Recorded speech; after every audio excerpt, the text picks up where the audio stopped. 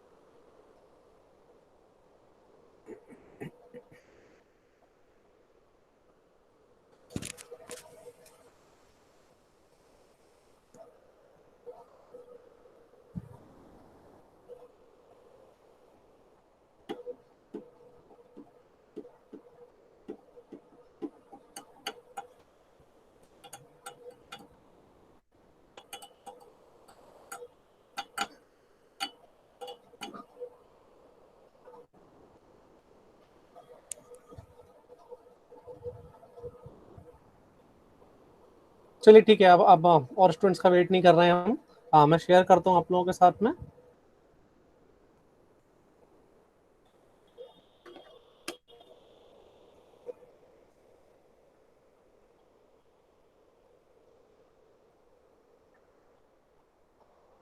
Okay, देखो हमें क्या चीज डिस्कशन में लेनी है। हम डीएच पैरामीटर की बात कर रहे हैं। डीएच पैरामीटर फुल फॉर्म आप लोग जानते होंगे कि मैंने पहले भी बताया था, डिनेवेट एंड हार्टनबर्ग पैरामीटर्स हैं ये। अब बात है कि इन पैरामीटर्स की जरूरत क्यों पड़ी और ये पैरामीटर्स किस तरह से हमें कैलकुलेशन में लेने हैं।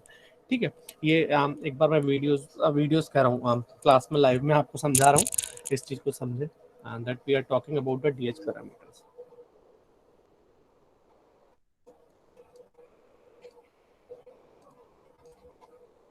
Okay, so Denavit and हार्टनबर्ग।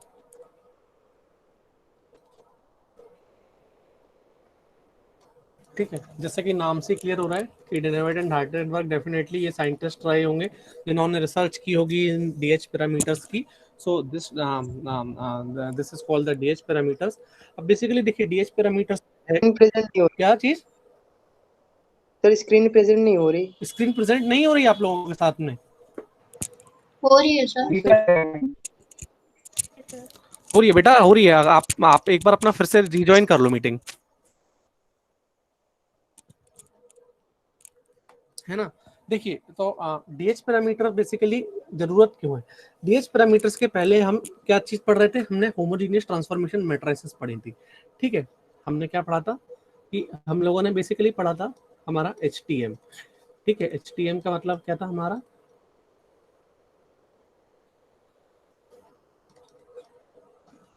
Homogeneous transformation matrices. ठीक है, होमोजीनियस ट्रांसफॉर्मेशन मैट्रिक्स में हम क्या पढ़ रहे थे कि अगर हमारे मैनिपुलेटर में लाइक रोबोट मैनिपुलेटर जिसकी हम बात कर रहे हैं, कि अगर हमारे रोबोट मैनिपुलेटर के हमें क्या चीज बताना रहते हैं, we discuss about the orientation and the displacement. ठीक है, ये दो चीजें होती हैं। ओरिएंटेशन से हमें क्या पता लग जाता है, उसका रोटेशन। ठीक है, सो बेसिकली हमें रोटेशन एंड पोजीशन की बात की जाती है। और ये हम जो जो हमारी होमोजेनियस ट्रांसफॉर्मेशन मैट्रिक्स टी लिखते थे, उस टी में हम क्या लिखते थे कि जो यहाँ पर हमारी 3x3 मैट्रिक्स है, this 3x3 matrix is your Q matrix which was your called the orientation rotation part, then last row is completely 0 0 0, this is 1। और यहाँ पर जो पैरामीटर्स आते थे वो क्या आते थे, it is your px py and pz। So and this px py pz जो थे वो हमारे क्या थे, they are the translation along x y and z axis respectively। ठीक है, अब जब हम किसी रोबोट मैनिपुलेटर की बात करें तो रोबोट, जाहिर सी बात है कि उसमें एक अकेली लिंक तो होगी नहीं। रोबोट जो है वो किस तरह से बनता है, उसमें हमारे पास मल्टीपल लिंक्स रहती हैं। ठीक है, कि जैसे एक जो कॉन्फ़िगरेशन अभी मैं ड्रॉ कर रहा हूँ, this is the simplest configuration जिसको जिसको डायग्राम में हम कंसीडर कर सकते हैं। ठीक है, और आप इसका एग्जांपल समझ भी सकते हैं, जो चेन होती है आपकी, ठीक है, सिंपल चेन, उसको अगर हम रोबोट मैनिपुलेटर की तरह ले लें तो रोबोट मैनिपुलेटर हमारा कुछ इस तरह का होगा। ठीक है, ये हम एक रोबोट मैनिपुलेटर कंसीडर करे जा रहे हैं। ठीक है, so this is our robot manipulator, हमने ले लिया। अब इसमें अगर हम कंसीडर करें कि हमारे पास में n number of links attached है। ठीक है, हमने लिया कि we have a n number of links. ठीक है, n नंबर ऑफ लिंक्स जो है वो हमारी कनेक्टेड है। अब इसमें इंडिविजुअल जितनी भी लिंक्स हैं हमारे पास में, इन लिंक की डिग्री ऑफ फ्रीडम की हम बात करेंगे। सो सबसे पहले हमने लिखा, late consider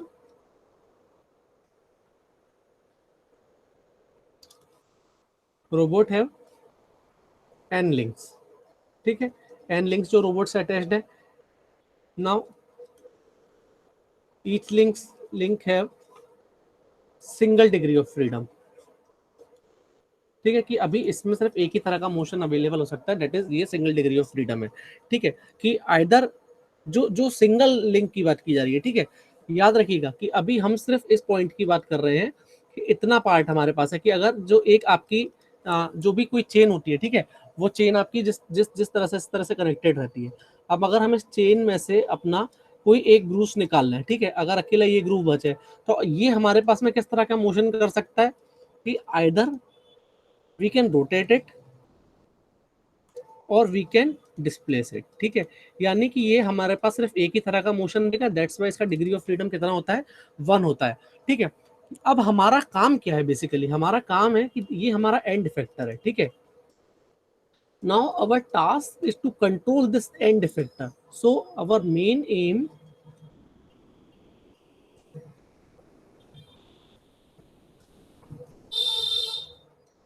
is to control the end effector, ठीक है, with respect to what, with respect to its base, ठीक है। कि ये चेन अगर हमारी बनी हुई है और ये चेन हमारी इस तरह से चलती जा रही है, ठीक है, तो अगर हम मान लेते हैं हमारा ये लास्ट पॉइंट है, हमें इस लास्ट पॉइंट को कंट्रोल कराना है, ठीक है, और कहाँ से, with reference to this is the base frame, ठीक है। अगर हम बेस फ्रेम से हमें इसको कंसीडर, हमें इसको कंट्रोल कराना है, ठीक है। तो हमारे लिए सबसे जरूरी क्या है, कि हमारे लिए जो सबसे जरूरी है वो चीज ये है कि हम रिलेशन फाइंड आउट करेंगे इन कोऑर्डिनेट्स फ्रेम्स के बीच में, ठीक है, जो एक दूसरे से अटैच हो रही है। कहने का मतलब क्या है, जैसे एक एक सिंपल इस तरह का केस कंसीडर करते हैं कि एक पार्ट ये है, ठीक है, देन सेकंड पार्ट इस तरह से इससे जुड़ा हुआ है और एक थर्ड पार्ट भी इससे जुड़ा हुआ है, ठीक है। हमने सिर्फ 3 डिग्री की बात, अब देखिए इसके साथ में एक फ्रेम कनेक्ट होगी, इसके अक्रॉस एक XYZ पैरामीटर्स हमें मिलेंगे।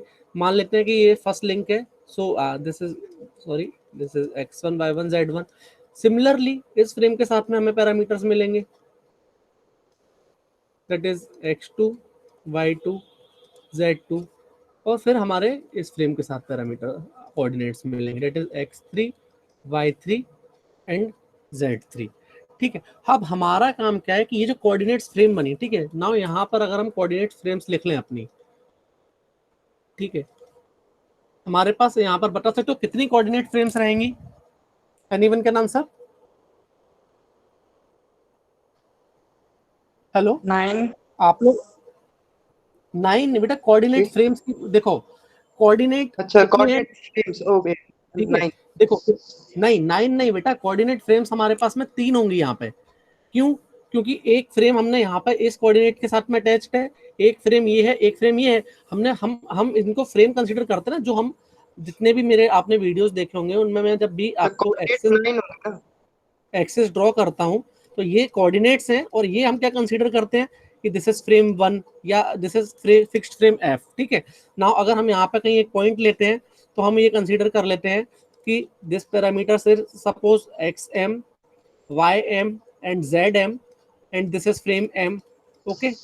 तो अब यहाँ पर जब फ्रेम्स की बात आ रही है, अभी जिस एग्जांपल को मैंने लिया, इस एग्जांपल में आप देख रहे हैं आपके पास में कितनी फ्रेम्स आ रही हैं, टोटल 3 फ्रेम्स आ रही हैं, ठीक है। तो बेसिकली हमारा टास्क है कि हमें रिलेशन फाइंड आउट करना है इन कोऑर्डिनेट्स फ्रेम्स के बीच में, जिससे कि हम अपने एंड इफेक्टर और बेस के बीच में फाइनल रिलेशन बता सकें।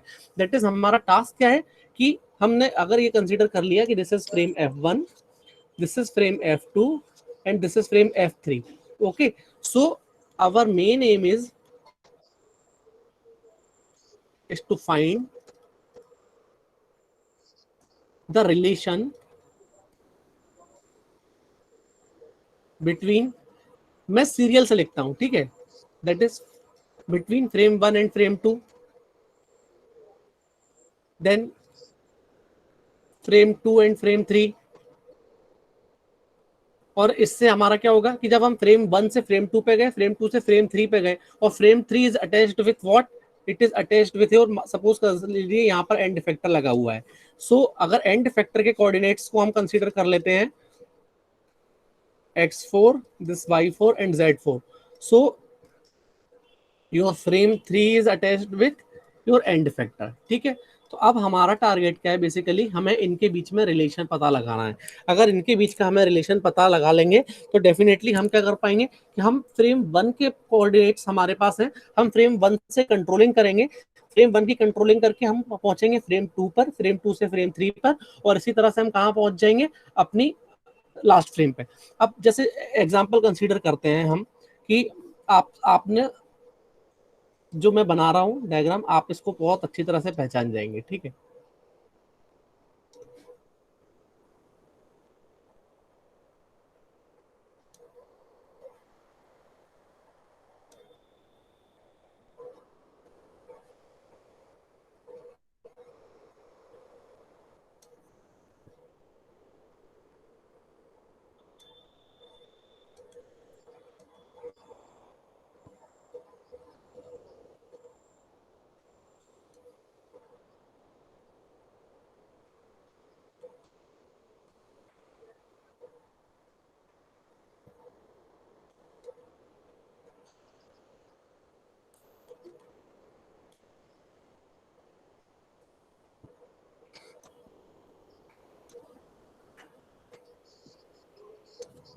बता सकते हो किस चीज का एग्जांपल है?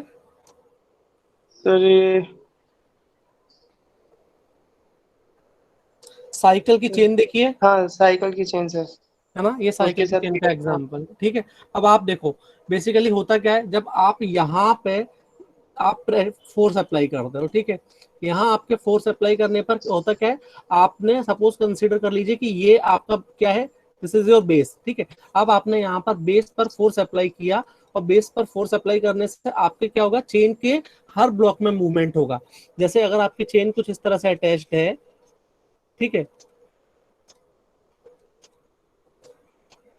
अगर ये एक चेन है, ठीक है, अब मान लीजिए आप चाहते हैं कि इस चेन को आपको एक इस तरह का मोशन देना है, तो आप जाहिर सी बात है यहाँ से कैसे मोशन देंगे, आप यहाँ से कुछ फोर्स अप्लाई करेंगे, कुछ फोर्स अप्लाई करने में ये चेन आपको किस तरह से मूवमेंट दिखाएगी, ये फोर्स चेन आपको कुछ इस तरह से मूवमेंट दिखा देगी।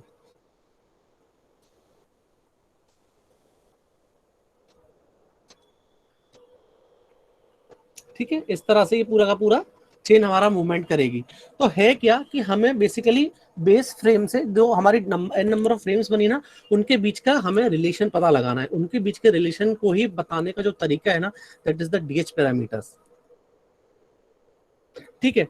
तो ये बात है कि ये किस तरह से आपको पता लगेगा। So this can be obtained from the description of the coordinate transformation, ठीक है, कि जो हमारी कोऑर्डिनेट्स फ्रेम्स हो रही हैं उनके बीच का जो कोऑर्डिनेट ट्रांसफॉर्मेशन है, हमें वो कोऑर्डिनेट ट्रांसफॉर्मेशन जानना पड़ेगा, और उस कोऑर्डिनेट ट्रांसफॉर्मेशन की मदद से ही हम रिकर्सिवली अपना जो जिस पार्ट पे पहुंचना चाहते हैं वहां पहुंच जाएंगे। अब जैसे जो एक फिगर मैंने आपको वीडियोस में भी हमने देखा था ना, उस फिगर की जगह पे मैं सिर्फ एक्सेसेस ड्रॉ करता हूँ, ठीक है।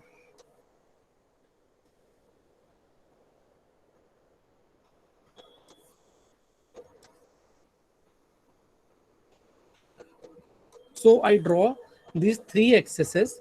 So this is your I minus 1, this is your I, this is your I plus 1, ठीक है, कि हमने कंसीडर कर लिया कि एक लिंक I है, that the link I attached to or it connect I minus one and I plus one, ठीक है, ये I minus one and I plus one को कनेक्ट कर रही है। अब सबसे पहले बात आती है कि हमें इसमें नॉर्मल कॉमन नॉर्मल पता लगाना होता है, ठीक है। व्हाट इज कॉमन नॉर्मल, ये एक बहुत इंपॉर्टेंट चीज है, क्योंकि जितने भी क्वेश्चंस आएंगे ना उनमें हमें कॉमन नॉर्मल हमेशा देखना पड़ेगा। अब समझिए कॉमन नॉर्मल क्या होता है।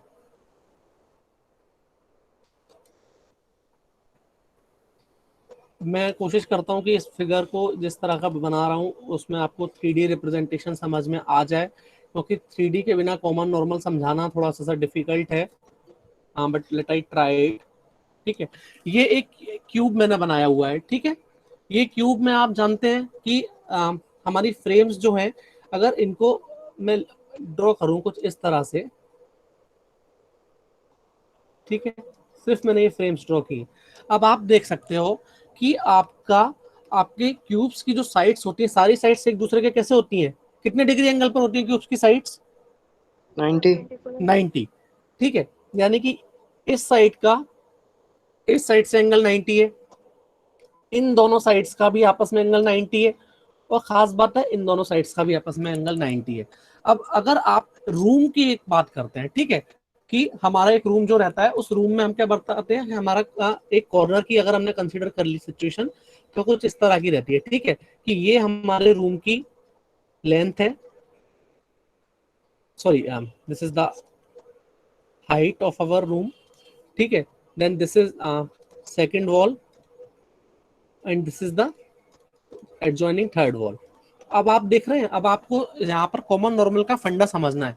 कॉमन नॉर्मल बेसिकली क्या होता है कि जिन दो एक्सिस की बात कर रहे हैं उनके उन दोनों के परपेंडिकुलर जो एक्सिस होगी ना, that is the common normal, ठीक है। कि अगर आप अपने रूम की बात करते हैं तो रूम में जब आपकी दो साइड्स एक दूसरे के परपेंडिकुलर ऑलरेडी है, और अगर हमें इन दोनों का कॉमन नॉर्मल देखना है तो इन दोनों का कॉमन नॉर्मल एक साइड होगी जो कहाँ होगी, बाहर की तरफ निकली होगी, ठीक है, जो कि इससे भी 90 डिग्री होगी और इससे भी 90 डिग्री होगी। सो this is the common normal. अब कॉमन नॉर्मल का फंडा आप सभी लोग को समझ में आ गया कि नहीं आया? Yes sir. So the common normal is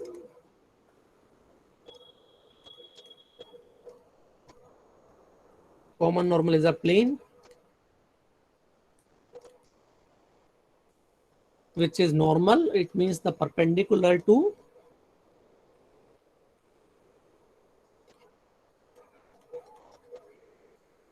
both the remaining in a three dimensional Cartesian space की हम बात करके चल रहे हैं।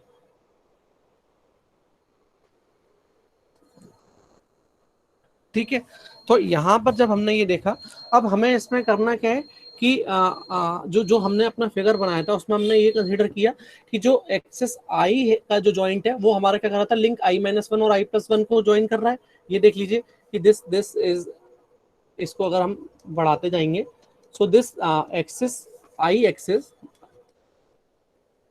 सो दिस एक्सेस आई, ये एक्सेस हमारा क्या बता रहा है, so this axis i is joining joining the links i-1 and i+1, ठीक है। अब अगर हम कोऑर्डिनेट सिस्टम की इसमें बात करें तो कोऑर्डिनेट सिस्टम में आप देखें कुछ सिचुएशन किस तरह की बनेगी कि दूसरे जगह बना देते हैं। एक्चुअली ये चीजें क्या है ना, जब 3D फिगर हमारे सामने रहता है या जैसे रूम पर डिस्प्ले हम आके देखते हैं ना, वहां पर विजिबिलिटी हमारी बहुत अच्छी बनती है। यहाँ पे actually we are very limiting with the 2D, तो 2D स्पेस में 3D को समझाना ही अपने आप में एक बहुत बड़ी बात हो जाती है। अब अगर हम यहाँ पे लेके चल रहे हैं कि हमारे मान लीजिए जो फ्रेम्स हैं कि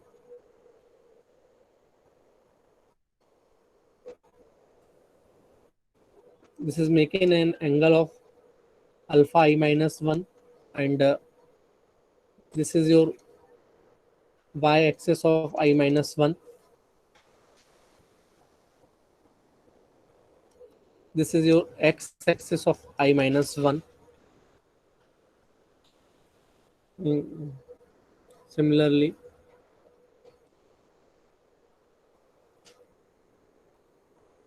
यहाँ अगर हम बना लेते हैं, सो दिस इज सर ये जो तीनों एक्सिस परपेंडिकुलर हैं क्या? हाँ, परपेंडिकुलर, एक्स वाई जेड तीनों एक्सिस एक दूसरे के परपेंडिकुलर ही रहेंगे ना।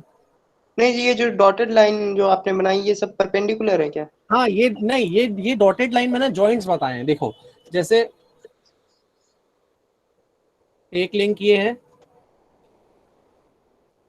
सेकंड ये है, थर्ड ये है, ठीक है। तो इनके करस्पॉन्डिंग मैंने सिर्फ एक्सिस की बात कर ली है, ठीक है, ये एक दूसरे के अच्छा। परपेंडिकुलर नहीं है, ओके। ठीक है।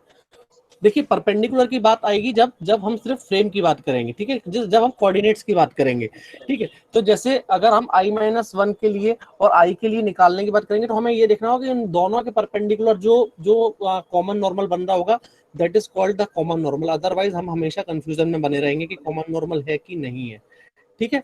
इसी तरह से यहाँ पर हम अपनी xi बना सकते हैं, देन एक 90 डिग्री पर बाहर की तरफ योर yi और this coordinate is your zi। Similarly आप अपने थर्ड जो फ्रेम है आपकी, थर्ड फ्रेम के लिए भी आप ड्रॉ कर सकते हैं, ठीक है। तो थर्ड फ्रेम के लिए अगर आप ड्रॉ करते हैं So this is something like this.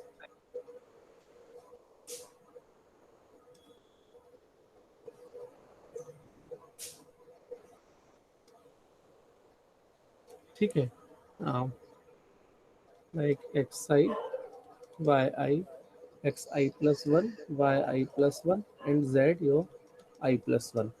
ठीक है, अब जो हमारे डीएफ पैरामीटर्स हैं वो हैं क्या क्या। ठीक है, हमारे पास में 4 फंक्शंस हैं। सबसे पहली बात है हमारा जॉइंट ऑफसेट, देन सेकंड है हमारा जॉइंट एंगल, थर्ड है हमारा लिंक लेंथ। ठीक है, देन फोर्थ है हमारा ट्विस्ट एंगल। ठीक है, अब हमें देखना है कि हमारा जॉइंट ऑफसेट क्या होता है। तो मैं यहाँ पर आपको जॉइंट ऑफसेट समझाता हूँ। एक्चुअली अभी कल इसकी एक क्लास कल मैं शायद एक वीडियो अपलोड करूंगा और कल या परसों शायद में आपको रोबो एनालाइजर पे एक लाइव सेशन हमारा होगा। लाइव सेशन से आपको बहुत सारी चीजें क्लियर हो जाएंगी। तो देखिए बेसिकली जॉइंट ऑफसेट जो है वो जॉइंट ऑफसेट क्या है, it is the length of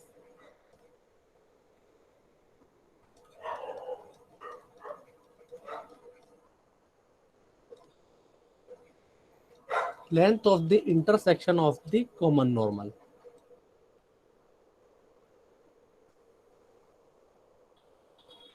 On the joint axis.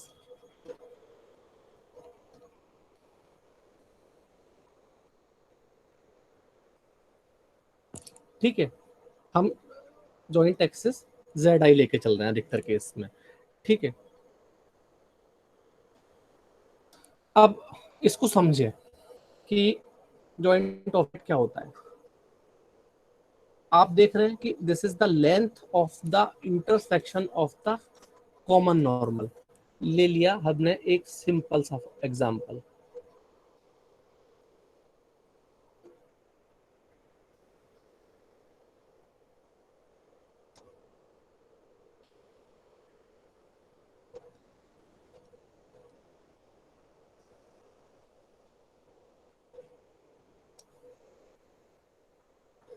ठीक है, देखें ये एक अटैचमेंट है हमारा, इसको let we consider it as an robot manipulator.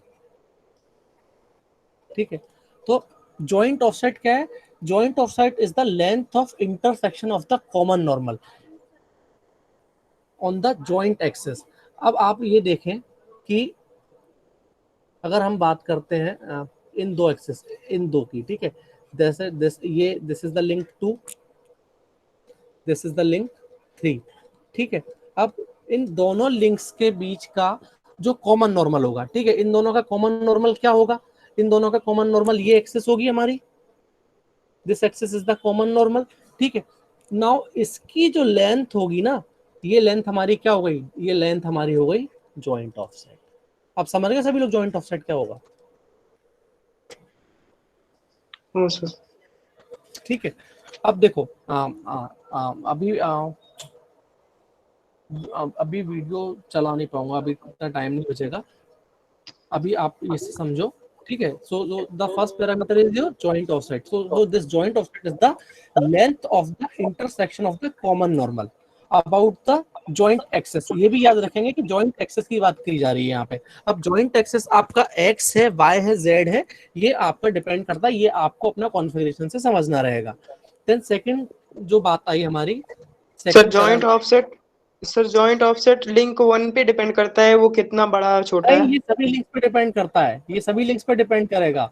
ठीक है, जब लिंक 1 की बात की जा रही है तो हमारा लिंक 1 का जॉइंट ऑफसेट देखा जाएगा, लिंक 2 की बात की जा रही है तो लिंक 2 के लिए देखा जाएगा, लिंक 3 की बात की जा रही है तो लिंक 3 के लिए देखा जाएगा। वो रिस्पेक्टिव वे पे है। इसीलिए आपने देखा होगा कि जो वीडियोस में मैंने बताया था उसमें आपने हर लिंक के लिए एक अलग डीएच पैरामीटर लिखा था।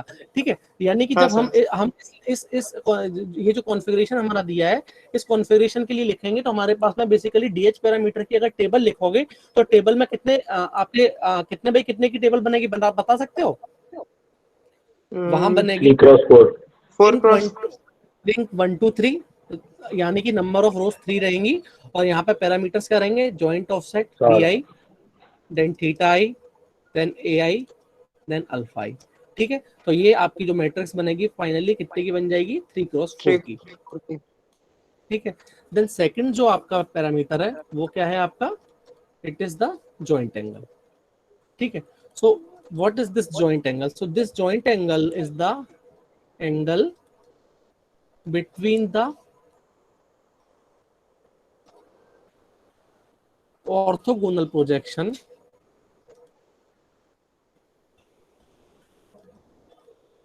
of the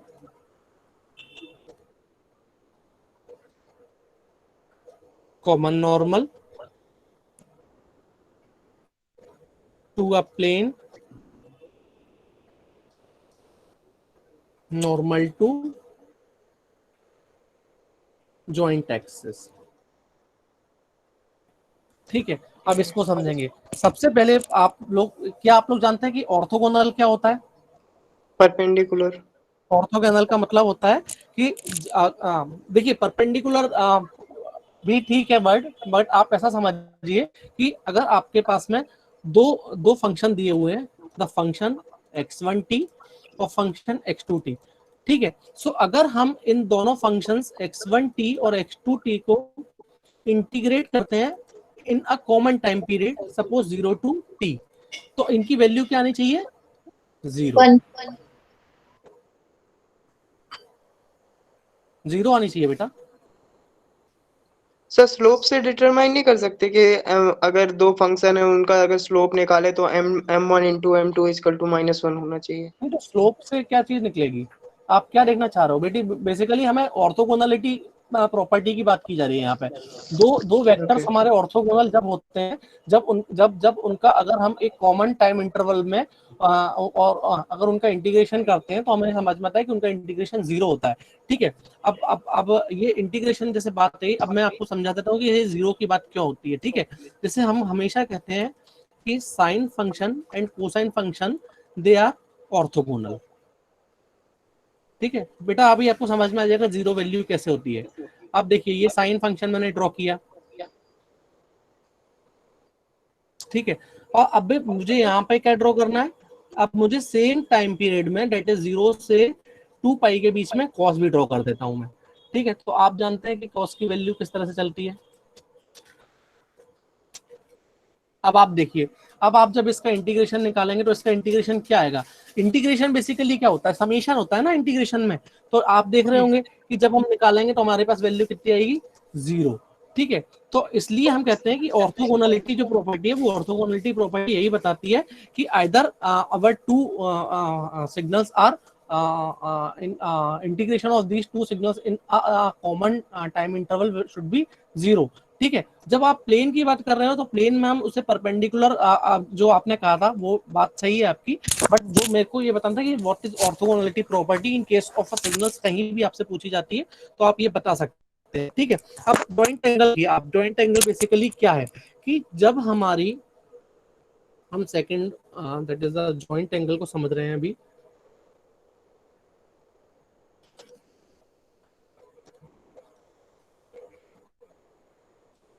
ठीक है, एक सिंपल एग्जांपल से देख लेते हैं जॉइंट एंगल क्या होगा। ठीक है, यहां देखें,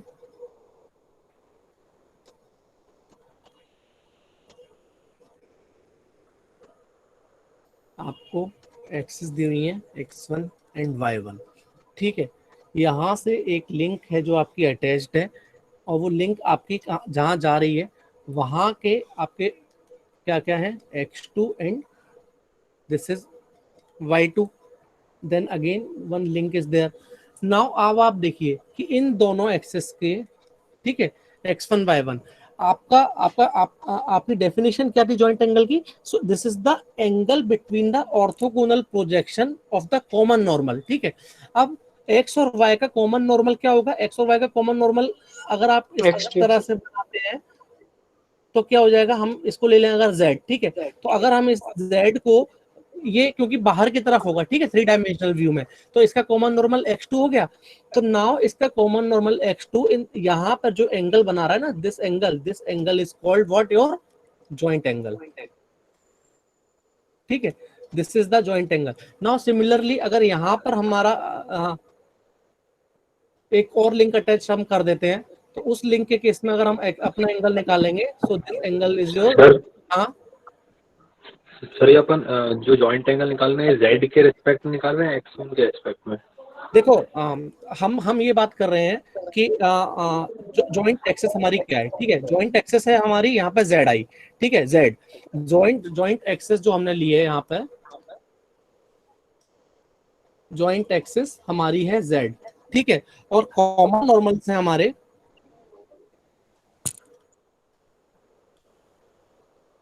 कॉमन नॉर्मल्स हमारे क्या हो रहे हैं वहां पे, एक्स एंड वाई, ठीक है। तो इस जो जो जेड एक्सेस जो हमने इसके पहले डायग्राम ये बनाया था, हम इस डायग्राम को रेफरेंस में लेके ये सारा का सारा डिस्कशन लेके चल रहे हैं, ठीक है। तो सर यहाँ वो जो एंगल हरदम 90 ही होगा ना? कौन सा एंगल, ये जो जॉइंट एंगल? हाँ सर।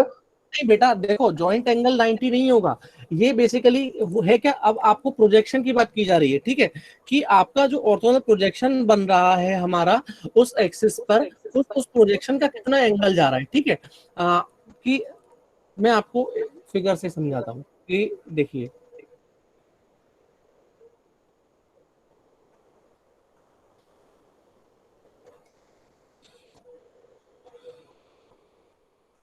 अभी आप देखिए, अभी ये दोनों जो हो रहे हैं, ठीक है, ये दोनों कैसे हैं, एक दूसरे के कॉमन है, ठीक है, 90 है। अब आपको एंगल देखना है कि आपका जॉइंट एंगल कितना बनेगा, तो बेसिकली इन दोनों एक्सिस के कॉमन नॉर्मल एक ऊपर की तरफ उठा रहेगा। अब आप जब इसको मूव करा देते हैं, ठीक है, सपोज कंसीडर करते हैं हम कि हमने इसको मूवमेंट कराया, ठीक है, और अब इसको हमने कुछ इस डिग्री से मूवमेंट ले लिया इसमें, ठीक है। अब आप देखिए, अब आपका जो कॉमन नॉर्मल बना रहेगा, ठीक है, अगर कॉमन नॉर्मल अब मैं यहाँ पे 3D में आपको किस तरह से बताऊं, ठीक है, आप तो ये समझ लीजिए कि ये जो एक्सिस, ठीक है, जो ऑर्थोगोनल प्रोजेक्शन हमारी कॉमन नॉर्मल की चल रही है, अब ये कितने जो एंगल बना रही है, this angle is what, is your joint angle. अच्छा। This is the joint angle, ठीक है। देन जो थर्ड पैरामीटर है हमारा, थर्ड पैरामीटर है हमारा लिंक लेंथ, ठीक है। लिंक लेंथ क्या है, basically this is the length between, sir मतलब जॉइंट एंगल मतलब जो लिंक जितना रोटेट हुई है हाँ, वो जॉइंट एंगल है। लेकिन एक चीज याद रखेंगे कि लिंक के रोटेशन दो तरह के हो सकते हैं, ठीक है, दो तरह के रोटेशन कह सकते हैं किसी लिंक में। जिस एक रोटेशन तो मैंने लिंक में क्या कर लिया कि लिंक को इस तरह से मैंने जिस तरह से ये मूवमेंट दिखाया, ठीक है, एक तो एंगल ये हो गया। एक रोटेशन कैसा हो सकता है लिंक का कि आप इसको इसी एक्सिस पर अगर इसको मूव कराने लगे, समझ गए कि आप समझ लीजिए कि एक पेन अगर आपने पकड़ा हुआ है, ठीक है, एक आपके हाथ में पेन है, ये एक पेन है, ठीक है, इस पेन को आप क्या कर सकते हो, एक तो मैंने जो आपको पोजीशन बताई कि आप इस पेन को इस तरह से उठा सकते हो, और एक आप क्या कर सकते हो, इस पेन को यहीं यहीं हाथ में घुमा भी सकते हो। तो याद रखेंगे ये जो एंगल है ना, ये एंगल की जो बात की जा रही है, जहां जबकि इसके एंड पॉइंट में आप ये समझ लो कि जब एंड पोजीशन में डिस्प्लेसमेंट आ जाएगा, ठीक है, एंड पोजीशन चेंज हो जाएगी, ये जो एंगल है ना, दिस एंगल इज थीटा, क्योंकि ये जो हो रहा है ना यहाँ पे जो इसका पेन का रोटेशन जो हो रहा है, इसकी एक्सिस के अबाउट, दिस इस एक्सिस के अबाउट, ये हमारा this is the twist angle जो फोर्थ पैरामीटर है हमारा, ठीक है। तो लिंक लेंथ की बात कीजिए तो लिंक लेंथ क्या है कि दोनों फ्रेम्स के ओरिजिन के बीच में, length between the origin of frame, कि अगर मान लेते हैं कि ये इस फ्रेम का ओरिजिन है O1 और ये है O2, तो इनके बीच का जो डिफरेंस है ना, बीच का जो लेंथ है, this length is what your called, this is your link length. और फिर जो मैंने ये आपको बताया जो फोर्थ पैरामीटर है आपका, that is your twist angle, की ट्विस्ट एंगल कि वो आपका अल्फा से जो डिपेंड लिखा जाता है कि अपने ही एक्सिस पर वो कितना डिग्री से रोटेट कर रहा है, ठीक है, this is called the twist angle. Sir हाँ सर इसी डायग्राम में अगर अपन जैसे जॉइंट ऑफसेट की बात करें तो वो x1 से डिस्टेंस होगा O2 का या कुछ और होगा?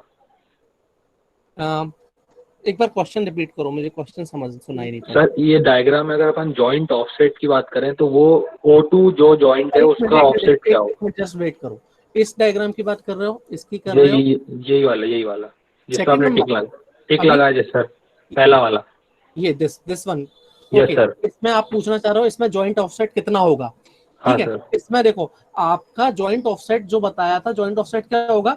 जिस एक्सिस की बात की जा रही है उसको एक कॉमन नॉर्मल का ऑर्थोगोनल प्रोजेक्शन की बात हो रही है। अभी यहाँ पर आपको कोई भी प्रोजेक्शन नहीं मिला है, ठीक है, यहाँ पर आपका कोई भी प्रोजेक्शन नहीं होने की वजह से आपका जॉइंट ऑफसेट कितना होगा?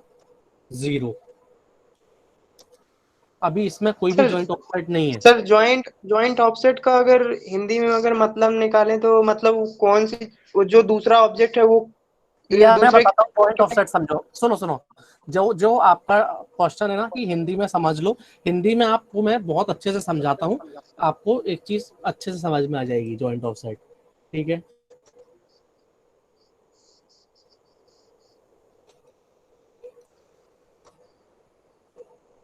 सपोज ये एक कनेक्शन है, ठीक है। नाउ इस केस में ये डिस्टेंस हमारे लिए, ये सिर्फ एक जॉइंट है, ठीक है, इसकी कोई भी लेंथ नहीं दी हुई है, जैसे सिंपल जॉइंट। तो यहाँ पर हम अगर जॉइंट ऑफसेट देखेंगे तो हमारा जॉइंट ऑफसेट हो जाएगा, ठीक है, कि 3 लिंक्स है, लिंक 1, लिंक 2 एंड लिंक 3, ठीक है, तीनों को हमने कर दिया तो यहाँ पर लिंक 1, लिंक 2 और लिंक 3, इनका जॉइंट ऑफसेट BI जो होगा वो होगा 0 0 0। नाउ अब यही मैंने इसकी लिंक, ये जो है ना इसको बढ़ा दिया, ठीक है, ये ऊपर का पार्ट तो सिर्फ एक अटैचमेंट के रूप में दिखा रहा हूं मैं आपको, ठीक है। मान लेते हैं ये जितना था L2 उतना ही है, और अगर हमने L3 का पार्ट भी थोड़ा सा और बढ़ा दिया, ठीक है, तो ये जो हाइट हमारी हुई ना, this height like this is B1 if be considered as a B2। तो अब आपका जो BI होगा ना, जो इस फ्रेम का, इस फ्रेम के लिए, तो यहाँ पर जॉइंट ऑफसेट होगा B1, यहाँ पे होगा 0 और ये होगा B2। ये है शुद्ध हिंदी में इसका। एक्चुअली जब रोबो एनालाइजर में हम लोग जॉइंट ऑफसेट, अच्छा चलो एक काम करता हूं मैं, रोबो एनालाइजर में ले जाके आपको जॉइंट ऑफसेट दिखाने की कोशिश करता हूं, लेट ट्राई कि मेरा रोबो एनालाइजर चल रहा है कि नहीं चल रहा है, ठीक है। अच्छा, twist joint angle and link length और योर ट्विस्ट एंगल, ठीक है, ये 4 चीजें आपको देखनी है इसमें। तो हम एक बार मैं जा रहा हूँ रोबो एनालाइजर, आप लोग 1 मिनट रुकिए। रोबो एनालाइजर में क्या है, आपको जॉइंट ऑफसेट बहुत अच्छे से दिखेगा कि जॉइंट ऑफसेट क्या होता है। देन उसके बाद जो हम लोग क्लास तो जब हमारी होगी उस क्लास में तो वो डिस्कशन में हमारा पार्ट ही जाएगा, but let's try once.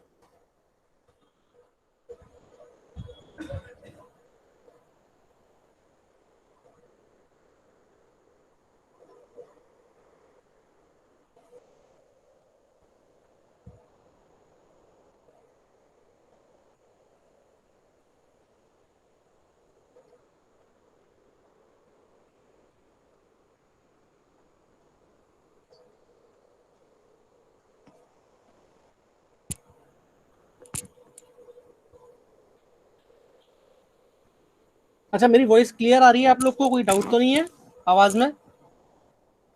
No hello, sir, आ ठीक रही है सर ठीक है, आवाज। Okay okay, thank you thank you. चलो ठीक है, अब रोबो एनालाइजर पे एक बार जॉइंट ऑफसेट ये सारी चीजें क्या है ना वो समझ लो। स्क्रीन शेयर हुई आप लोगों के साथ में? हाँ सर। ओके, अब देखो यहाँ पर ये हमने क्या कंसीडर किया है कि this is a simple robot, ठीक है। यहाँ पर हमारे कितने जॉइंट्स लगे हुए हैं, देखो एक जॉइंट ये है, मेरा माउस कर्सर दिखाई दे रहा है ना सभी को? हाँ सर। ओके, देखो एक एक जॉइंट ये है, एक जॉइंट ये है, और ये क्या है हमारा? And effector. And effective. And effector, ठीक है। देखेंगे अब यहाँ पर आप देखिए, ये हमारे पास में कितने डिग्री ऑफ फ्रीडम का रोबोट है कि अभी हमारे पास में इसमें 2 लिंक्स हैं और 2 लिंक्स में हमारे पास में एक एक डिग्री ऑफ फ्रीडम है, ठीक है। हर ये जॉइंट, एक जॉइंट, एक रिवॉल्यूट जॉइंट है ना, एक रिवॉल्यूट ये है, एक रिवॉल्यूट जॉइंट ये है, और रिवॉल्यूट जॉइंट की सिंगल रिवॉल्यूट जॉइंट की डिग्री ऑफ फ्रीडम होती है 1। तो यहाँ पर टोटल डिग्री ऑफ फ्रीडम कितनी है, तो यहाँ देखो ये डिस्प्ले में दिख भी रहा है आपको, ठीक है, कि this has a 2 degree of freedom, it is a 2R, that is a 2 revolute joint का रोबोट लिया है, ठीक है। अब आप देखिए यहाँ पर आपको नीचे जो मैट्रिक्स दिख रही है, ये मैट्रिक्स दिखाई दे पा रही सभी को, ये कुछ लिखा है Yes. Joint number, joint type, देखो यहाँ पे जॉइंट ऑफसेट लिखा हुआ है। अब मैं जब जॉइंट ऑफसेट, देखो ये जॉइंट नंबर 1 है और ये जॉइंट नंबर 2 के लिए है, ठीक है। अब हम जॉइंट नंबर 1 और जॉइंट नंबर 2 के लिए यहाँ पे लिख के देखते हैं और आपको समझ में आना चाहिए कि बेसिकली हो क्या रहा है। देखो ये मीटर में डिस्टेंस है, अगर मैं मीटर में लिखूंगा तो इस स्क्रीन के बाहर चला जाएगा। मैं joint offset of first वॉल्यूट joint को चेंज कर रहा हूँ, ठीक है। 0 से मैंने उसको कर दिया 0.2 मीटर, दिखाई दिया चेंज। Yes, sir. ये मैं आपको बता रहा था, जो अभी इसके पहले मैंने आपको पीपीटी में यही चीज बताई थी ना। अब आप अब जॉइंट ऑफसेट, अभी पहले जॉइंट ऑफसेट ही समझेंगे, देन सेकंड के लिए जॉइंट ऑफसेट हमने 0.1। तो अब आप देखो सेकंड का जॉइंट ऑफसेट 0.1 करने पर क्या होगा,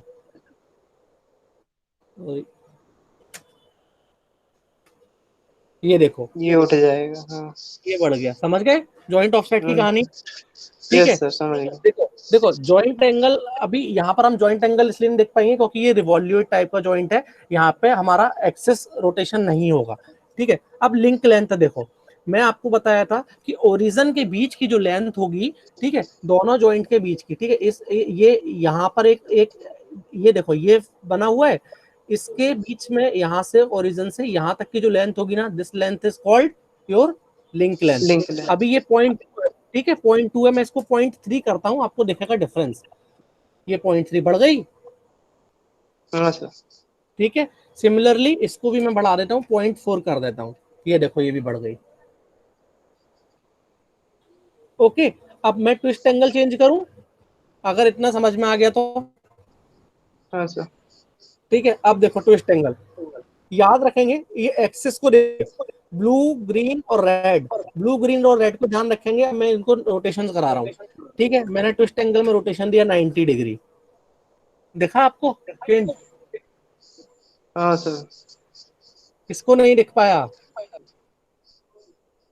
देखिए, देन ठीक है, देन हम जो हमारा सेकंड जॉइंट है, यहाँ पर हम ट्विस्ट करते हैं उसको, ये देखो सेकंड में आपको दिखा change, yes sir, and effector. And actually इसके जॉइंट के करस्पॉन्डिंग ट्विस्ट कहाँ होगा, जैसे ये मूवमेंट कराएगा तो हमारा एंड इफेक्टर पे जाके मूवमेंट होगा। तो ये आपके डीएच पैरामीटर्स हैं, ठीक है। यहाँ पर आप अपने विजुलाइज भी कर सकते हो, जैसे हम जॉइंट 1 की बात करेंगे, जॉइंट 1 पे मैंने जॉइंट ऑफसेट पे क्लिक किया, अब आप देखो जॉइंट ऑफसेट कैसा मूवमेंट कर रहा है, दिखाई दिया जॉइंट ऑफसेट का मूवमेंट। Yes sir. फिर से देखो ये जॉइंट ऑफसेट चला हमारा, this is the common normal, ये कॉमन नॉर्मल है, ठीक है। देन जॉइंट एंगल की बात करते हैं, जॉइंट एंगल का रिप्रेजेंटेशन देखो, जॉइंट एंगल तो हमने वेरिएबल नहीं है। देन लिंक लेंथ हमें दिखाई दे रही है कि ये लिंक लेंथ है हमारी।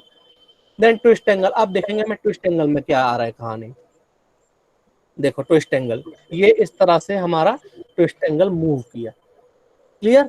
टुगेदर देखेंगे एक बार पूरा, ये देखिए ये जॉइंट ऑफसेट रहा, देन जॉइंट ऑफसेट के बाद में ये हमारी जॉइंट ऑफसेट, ओके, देन ठीक है, ये आपकी लिंक गई, ओके, लिंक चली, देन उसके बाद में ये उसमें ट्विस्ट हुआ, देन सेकंड जॉइंट के केस में बात आएगी, अभी अच्छा सेकंड जॉइंट हमने कंसीडर नहीं किया था। नाउ सेकंड जॉइंट में हम कंप्लीटली तो एक साथ देख लेते हैं, ये हमारा जॉइंट ऑफसेट का मूवमेंट हुआ, जॉइंट ऑफसेट का मूवमेंट होने के बाद जॉइंट एंगल कुछ हमने नहीं लिया है, देन ये हमारी लिंक लेंथ चली, देन लिंक लेंथ चलने के बाद में ये हमारा मूवमेंट आया, समझ गए सभी लोग? Yes sir. ठीक है, हाँ, इसमें कोई डाउट तो नहीं रहा आप किसी को? सर इसी डायग्राम में अगर जो पहली लिंक है जहाँ जॉइंट ऑफसेट लिया है, हाँ, उसमें अगर नीचे भी अगर एक कोई जॉइंट होता तो फिर ये लिंक लेंथ हो जाती क्या?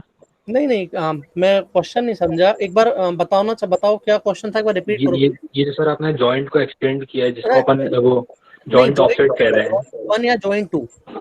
One one one. वन में, ठीक है, वन में आ गया मैं। अब सर वन वन में जब अपन ने एक्सटेंड किया है जॉइंट हाँ ऑफसेट, हाँ हाँ, अगर यहाँ नीचे नीचे वाले पोर्शन में अगर कोई दूसरा एक और जॉइंट लगा होता तो ये लिंक लेंथ हो जाती फिर। इसमें नीचे वाले पोर्शन में लगा होता तो। हाँ सर।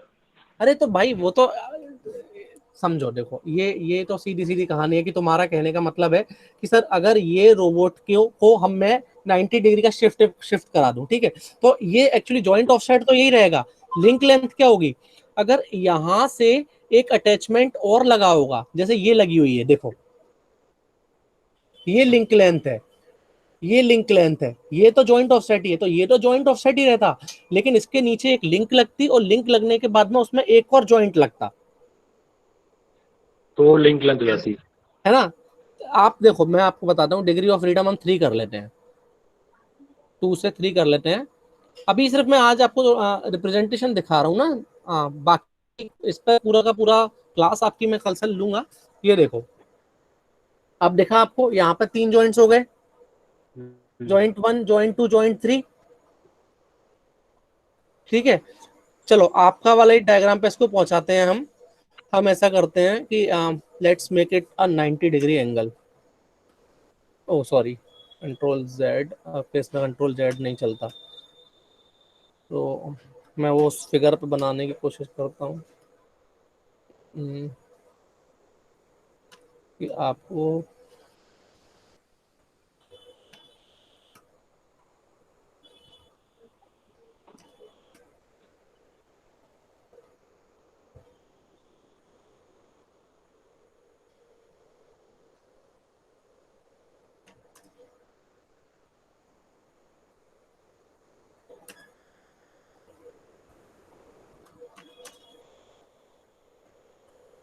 देखो इस तरह का एक केस मैंने ले लिया। अब देखो जॉइंट ऑफसेट क्या होगा, जैसे आप तो ये इस पार्ट को अगर आप भाई आप कंसीडर नहीं करो, तो ये आपका प्रीवियस वाला कॉन्फ़िगरेशन है, प्रीवियस एग्जांपल में जो लिया था, ठीक है। अब आप देखो आपकी लिंक लेंथ क्या है, ये है लिंक लेंथ, जबकि जॉइंट ऑफसेट है ये। तो अब अगर जॉइंट ऑफसेट को मैं चेंज कर दूं, इसको मैं 0.1 कर दूं, तो आप देखेंगे कि चेंज किस में आया, इसमें चेंज आया, ठीक है। वहीं अगर मैं लिंक लेंथ को इसमें जो 0.3 दी हुई है उसको मैंने 0.2 कर दिया, तो देखो ये लेंथ चेंज हो गई। और फिर जॉइंट ऑफसेट अगर सेकंड का ले लेता हूं मैं, सेकंड के जॉइंट ऑफसेट को 0.5 कर दूं, तो ये देखो सेकंड का जॉइंट ऑफसेट ये हमारा इतना बढ़ गया, ठीक है, ये बहुत ज्यादा बढ़ा दिया मैंने, इतना तो विजिबिलिटी के बाहर हो गया, 0.25।